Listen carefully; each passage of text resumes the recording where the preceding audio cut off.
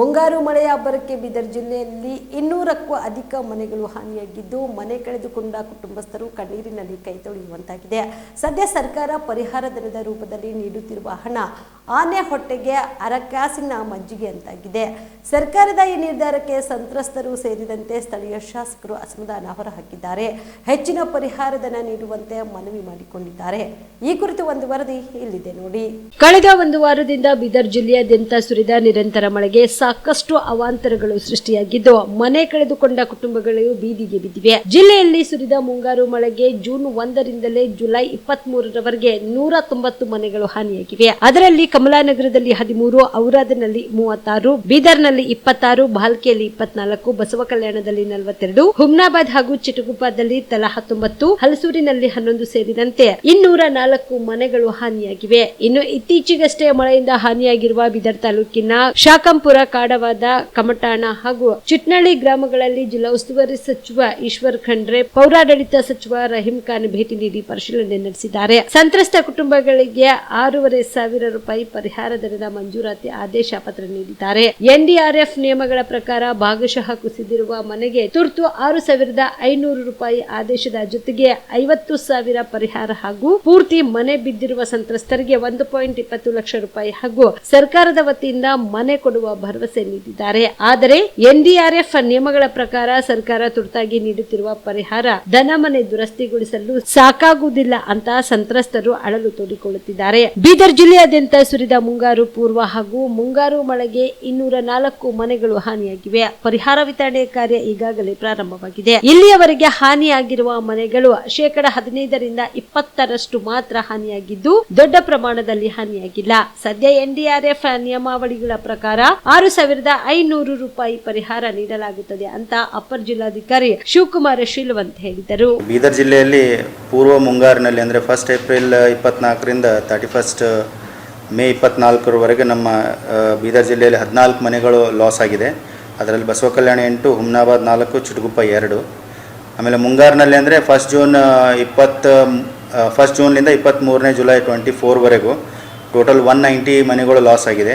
ಕಮಲ್ನಗರ್ನಲ್ಲಿ 13, ಔರಾದ್ನಲ್ಲಿ 36, ಬೀದರ್ 26, ಭಾಲ್ಕಿ 24, ಬಸವ ಕಲ್ಯಾಣ 42, ಹುಮ್ನಾಬಾದ್ 19, ಚಿಟಗುಪ್ಪ 19 ಮತ್ತು ಹುಲ್ಸೂರು 11, ಹೀಗೆ 190. ಸೊ ಪೂರ್ವ ಮುಂಗಾರು ಮತ್ತು ಮುಂಗಾರು ಸೇರಿಸಿದರೆ 204 ಮನೆಗಳು ಲಾಸ್ ಆಗಿದೆ. ಈ ಮನೆಗಳ ಲಾಸ್ದು ಪರಿಹಾರ ವಿತರಣೆ ಸ್ಟಾರ್ಟ್ ಆಗಿದೆ. ಶೀಘ್ರದಲ್ಲಿ ಪರಿಹಾರ ವಿತರಣೆ ಮಾಡುವಂಥ ಕೆಲಸನೂ ಪೂರ್ಣಗೊಳಿಸ್ತೀವಿ. ಓನ್ಲಿ 15 to 25% ಆವರೆಗೂ ಮನೆಗಳು ಬಿದ್ದಿದೆ. ಸೊ 15 to 25% ಮಾತ್ರ ಇದೆ. ಅದರ ಮೇಲ್ಪಟ್ಟು ಬಿದ್ದಂಥ ಮನೆಗಳು ಯಾವುವೂ ಇಲ್ಲ. ಇದಕ್ಕೆ ಎನ್ಡಿಆರ್ಎಫ್ ನಾರ್ಮ್ಸ್ ಪ್ರಕಾರ 6,500 ಇದೆ. ಅಷ್ಟು ಪರಿಹಾರ ಈಗ ವಿತರಣೆ ಮಾಡ್ತಾಯಿದ್ದೀವಿ. ಇಲ್ಲ, ಅದೇ ಈಗ ನಮ್ಮ ನಾರ್ಮ್ಸ್ ಏನಿದೆ ಆ ನಾರ್ಮ್ಸ್ ಪ್ರಕಾರ ನಾವು ಇಶ್ಯೂ ಮಾಡ್ತಾಯಿದ್ದೀವಿ. ಅಂದರೆ ಏನಾದರೂ ಮುಂದೆ ಸರ್ಕಾರ ಏನು ನಿರ್ದೇಶನ ಕೊಡುತ್ತೆ ಆ ಪ್ರಕಾರ ಕ್ರಮ ಕೈಗೊಳ್ತೀವಿ.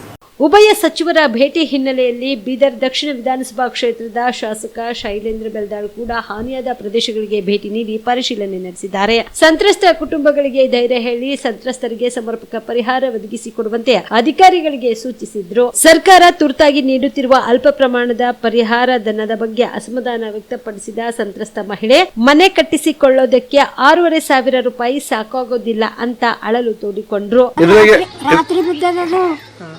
ನಾವು ಒಳಗ ಮಕ್ಕೊಂಡಿದ್ದೆವು, ಮಳೆ ಬಿಟ್ಟದಂತ ಒಳಗೆ ಹೋಗಿದ್ದೆವು. ಇದು ಬಿದ್ದು ಹೋಗ್ಯದ. ಯಾರಿಗೇನಾಗಿಲ್ಲ ಆಗಿಲ್ಲ, ಸುಳ್ಳು ಕೇಳೋರಿ ಯಾರಿಗೇನಾಗಿಲ್ಲ. ಕರಿ ಎಲ್ಲ ಸೈಡ್ ಬಿದ್ದೆ ಬಿದ್ದು ಹೋಗ್ಯದ. ಕಷ್ಟದಿಂದ ನೀವೇ ತಂದಿದ್ರಿ, ಏನಾರ ತಡೆ ಮಾಡ್ರಿ. ಆವಾಸ ರೊಕ್ಕಲಿಂದ ಏನೂ ಆಗಲ್ದು. ಬಂದಿರಿ ನಿನ್ಗೆ ಅದೇ ಅವ್ರು ಭೀ ತೋಲ್ ಮಂದಿ ಬಂದ್ರು. ನಾನೇ ಅಂದಕೊತ್ತ ಅದು ಮಾಡ್ಕೊಂಡು ಹೋಗ್ಯಾರ ನೋಡ್ರಿ. ಕಟ್ಟಾರ ತಡಿ 6,500 ಸಾಕಾಗಲ್ರಿ. ಅವಿಷಕ್ಕೆ ಹಂಗಂದೆ ನಿಮ್ಗೆ ಕಾಲು ಬೆಳಗ್ಗೆ ನಡೆದವ ಜರ ಮಾಡ್ರಿ ನೀವು ಭೀ. ಮನೆ ಹಾನಿ ಆದ್ರೆ ಮೊದಲನೆಯದಾಗಿ 6,500 ರೂಪಾಯಿ ಚೆಕ್, ನಂತರ 1.20 ಲಕ್ಷ ರೂಪಾಯಿ ಕೊಡ್ತಾರೆ. ನಮ್ಮ ಸರ್ಕಾರದ ಅವಧಿಯಲ್ಲಿ ಕನಿಷ್ಠ 50,000 ರೂಪಾಯಿಯಿಂದ 2.50 ಲಕ್ಷ, ಗರಿಷ್ಠ 5 ಲಕ್ಷದವರೆಗೆ ಪರಿಹಾರ ನೀಡುತ್ತಿದ್ದೇವೆ. ಸಂತ್ರಸ್ತ ಕುಟುಂಬಗಳಿಗೆ ಹಂತ ಹಂತವಾಗಿ ಪರಿಹಾರ ಧನ ಕೊಡುವ ಬದಲು ಒಂದೇ ಬಾರಿಗೆ 50,000 ರೂಪಾಯಿ ಪರಿಹಾರ ನೀಡಿದ್ರೆ ಸೂರು ಕಟ್ಟಿಕೊಳ್ಳಲು ಅನುಕೂಲವಾಗುತ್ತದೆ. ಸರ್ಕಾರ ಈ ಬಗ್ಗೆ ಚಿಂತನೆ ಚಿಂತನೆ ಮಾಡಿ ತ್ವರಿತಗತಿಯಲ್ಲಿ ಪರಿಹಾರ ವಿತರಿಸುವಂತೆ ಶಾಸಕ ಶೈಲೇಂದ್ರ ಬೆಳ್ದಾಳ್ ಒತ್ತಾಯಿಸಿದರು. ಮೊನ್ನೆ ಬಹಳ ಸುರಿದಂತ ಮಳೆಯಲ್ಲಿ ನಮ್ಮ ವಿಧಾನಸಭಾ ಕ್ಷೇತ್ರದಲ್ಲಿ ರಾಜ್ಯದಲ್ಲಿ ಬಹಳಷ್ಟು ಹಾನಿಯಾಗಿದೆ. ಬೇರೆ ಬೇರೆ ಜಿಲ್ಲೆಗಳಲ್ಲಿ ಬೇರೆ ಕಡೆ ಎಲ್ಲ ಪ್ರವಾಹ ಬಂದಿದೆ. ಆ ಕಡೆ ಸಮುದ್ರ ಇದೆ, ದೊಡ್ಡ ದೊಡ್ಡ ನದಿಗಳು. ನಮ್ಮಲ್ಲಿ ಬಹಳ ಮಳೆ ಬಿದ್ದಿದ ಕಾರಣ ಕೆಲವು ಮನೆಗಳು ಪ್ರತಿ ಗ್ರಾಮದಲ್ಲಿ ಒಂದು 10ರಿಂದ 20 ಮನೆಗಳು ಶೀತಲಗೊಂಡು ಬಿದ್ದು. ಅದರಲ್ಲಿ ಜಾಸ್ತಿ ಬಿದ್ದಿದ್ದು ಮಣ್ಣಿನ ಮನೆಗಳು. ಕೆಲವು ರೂಫ್ ಮನೆಗಳು ಕೂಡ ಕಮಟಾಣದಲ್ಲಿ ಬಿದ್ದಿದ್ದು ಹೀಗೆ ನೋಡಿದೆ ನಾನು ಅನ್ಸುತ್ತೆ. ಈಗ ಸುಮಾರು ಇನ್ನೂ ಒಂದು 10 ವಿಲೇಜಿಗೆ ಹೋಗ್ತಾ ಇದ್ದೀನಿ. ಇಲ್ಲಿ ಕೂಡ ಇದು ತಾವು ನೋಡಿದರೆ ಸಂಪೂರ್ಣವಾಗಿ ಪಾಪ ಕುಸಿದಿದೆ ಫ್ರಂಟ್ ಸೈಡ್. ನಾನು ಕೇಳಿದೆ, ಇಲ್ಲೇ RAVA ಇಲ್ಲೇ ಇದ್ದಾರೆ, 6,500 ಫಸ್ಟ್ ಮೊದಲನೇ ಚೆಕ್ಕು, ಆಮೇಲೆ 50,000 ರೂಪಾಯಿ 1.2 ಕಳೆದ ನಮ್ಮ ಸರ್ಕಾರ ಇದ್ದಾಗ. ನಾನು ಯಾಕಂದ್ರೆ ರಾಜಕೀಯ ಮಾಡ್ಲಿಕ್ಕೆ ಹೋಗಲ್ಲ, ಕಳೆದ ಮಿನಿಮಮ್ 50,000 2.5 ಫುಲ್ ಡ್ಯಾಮೇಜಿಗಿತ್ತು. ಫುಲ್ ಮನೆ ಇದು 50% 2.5 ಇತ್ತು. ಹಿಂಗೆ ಈಗ 6,500 ನಾನು ಅಂದೆ 6,500 ಒಮ್ಮೆ 50,000 ಕೊಟ್ಬಿಟ್ರೆ ಒಂದು ಅಟ್ಲೀಸ್ಟ್ ಒಂದು ಪಾಟ್ರ ಮನೆ ಆಗ್ಬೋದು ಅಂತ ನಂದಲ್ಲಿ ಹೇಳಿದೆ ಕಮಟಾಣದಲ್ಲಿ. ಅದಕ್ಕೆ 6,500 NDRF ಆಗಲಿ ನ್ಯಾಷನಲ್ ಡಿಸಾಸ್ಟರ್ ಮ್ಯಾನೇಜ್ಮೆಂಟ್ ಫಂಡ್ಲಿಂದ ಬಂದಿದೆ ದುಡ್ಡು ಸಾಕಷ್ಟು ಇದೆ ಸರ್ಕಾರದಲ್ಲಿ. DC ಅವರ ಅಕೌಂಟಲ್ಲಿ ಇದ್ದಿರ್ಬೋದು ಅಂತ ನನಗೆ ಅನ್ಕೋದು. ಯಾಕಂದ್ರೆ ಎಮರ್ಜೆನ್ಸಿ ಕಡೆಯಿಂದ ಎಲ್ಲ DC ಹತ್ರ ಇದು ಸೀಮಿತವಾಗಿ ಹಣ ಮೀಸಲಿಡ್ತಾರೆ, ರಿವಾಲ್ವಿಂಗ್ ಫಂಡ್ ಅಂತ. ಅದರಲ್ಲಿ ಜಾಸ್ತಿ ನಾನು ಸರ್ಕಾರಕ್ಕೆ ಆಗ್ರಹ ಮಾಡ್ತೀನಿ, ಮಿನಿಮಮ್ 50,000 2. ಸುಮ್ಮನೆ ಜಸ್ಟ್ ಬಿದ್ದರೆ 50,000, ಹಾಫ್ ಮನೆ ಬಿದ್ದರೆ 2.5, ಫುಲ್ ಒಂದು ರೂಮ್ ಬಿದ್ದರೆ 5 ಲಕ್ಷ. ಈ ಥರ ಪರಿಹಾರ ವಿತರಣೆ ಮಾಡಿದ್ರೆ ಜನರಿಗೆ ಅನುಕೂಲ ಆಗ್ತದೆ ನನ್ನ ಭಾವನೆ. ಸರ್ಕಾರ ಕೂಡ ಇನ್ನೊಂದು ಸಲ ಚಿಂತನೆ ಮಾಡಬೇಕು. ಉಸ್ತುವಾರಿ ಸಚಿವರಾಗಲಿ ಮಾನ್ಯ ಮುಖ್ಯಮಂತ್ರಿಗಳು ಆದಷ್ಟು ಯಾರ್ಯಾರು ಮನೆ ಬಿದ್ದಿದೆ ತಕ್ಷಣ ರಿಲೀಸ್ ಮಾಡಬೇಕು. ಇದು ಸಮೀಕ್ಷೆ ಮಾಡ್ತೀನಿ, ಕೊಡ್ತೀನಿ, 3 ಮೆನ್ ಕಮಿಟಿ ಮಾಡ್ತೀನಿ, ಅದು ವರದಿ ಬಂದಮೇಲೆ ಅಂದ್ರೆ ಮತ್ತೊಂದು ಮಳೆಗಾಲೇ ಬರ್ತದೆ. ತಕ್ಷಣ 15-20 ದಿನದಲ್ಲಿ ಆ ಜನರ ಕಿಸೆಯಲ್ಲಿ ಅವ್ರ ಅಕೌಂಟಲ್ಲಿ ದುಡ್ಡು ಬಂದರೆ ಅವ್ರು ಮುಂದಿನ ಅವ್ರ ಉಪಜೀವನಕ್ಕೆ ಕೆಲಸ ಮಾಡ್ಬೋದು, ಅವ್ರ ಮನೆ ಕಟ್ಕೋಬೋದು ಅಂತ ನನ್ನ ಭಾವನೆ. ಅದು ನಾನು ಜಿಲ್ಲೆ ಉಸ್ತುವಾರಿ ಸಚಿವರು ಕೂಡ ಆಗ್ರಹ ಮಾಡ್ತೀನಿ, ವಿನಂತಿ ಮಾಡ್ತೀನಿ. ಈಗಾಗಲೇ ರಾಜ್ಯಾದ್ಯಂತ ಮಳೆ ಅಬ್ಬರಕ್ಕೆ ಸಾಕಷ್ಟು ಕುಟುಂಬಗಳು ಬೀದಿ ಪಾಲಾಗಿದ್ದು, ಸಂತ್ರಸ್ತ ಕುಟುಂಬಗಳಿಗೆ ಆನೆ ಹೊಟ್ಟಿಗೆ ಅರಿಶಿನ ಕಾಸಿನ ಮಜ್ಜಿಗೆ ರೀತಿ ಪರಿಹಾರ ನೀಡುವ ಕೆಲಸವನ್ನ ಸರ್ಕಾರ ಮಾಡುತ್ತಿದೆ. ಇದರಿಂದ ಸಂತ್ರಸ್ತರು ಅಸಮಾಧಾನ ಹೊರಹಾಕುತ್ತಿದ್ದು, ಸೂರು ಸರಿಪಡಿಸಿಕೊಳ್ಳುವ ಮಟ್ಟಿಗಾದ್ರೂ ಪರಿಹಾರ ನೀಡಲಿ ಅಂತ ಒತ್ತಾಯಿಸುತ್ತಿದ್ದಾರೆ. ಸರ್, ಲಾಂಗ್ ಟರ್ಮ್ ಅಂದರೆ ಒಂದು ದೀರ್ಘಾವಧಿ ಕೋರ್ಸ್ ಇದು. ಈ ಲಾಂಗ್ ಟರ್ಮ್ನ ನಾವು ರಿಪೀಟರ್ ಕೋರ್ಸ್ ಅಂತಲೂ ಕರಿತೀವಿ. ನಮ್ಮ ಎಕ್ಸೆಲ್ ಅಕಾಡೆಮಿ ಸಂಸ್ಥೆಯಿಂದ ನೀಟ್ ಲಾಂಗ್ ಟರ್ಮ್ನ ಕೊಡ್ತೀವಿ ಮತ್ತು CET ಲಾಂಗ್ ಟರ್ಮ್ನ ಕೊಡ್ತೀವಿ ಸರ್. ಮಕ್ಕಳು ಎಷ್ಟೇ ಓದಿರಲಿ, ಅವ್ರಿಗೆ ಟೈಮ್ ಮ್ಯಾನೇಜ್ಮೆಂಟ್ ಅನ್ನೋದು ಪ್ರಾಕ್ಟೀಸ್ ಮಾಡಲಿಲ್ಲ ಅಂದರೆ ಫೇಲ್ಯೂರ್ ಆಗೋದು 50% ಅಲ್ಲೇ ಫೇಲ್ಯೂರ್ ಆಗ್ತಾರೆ.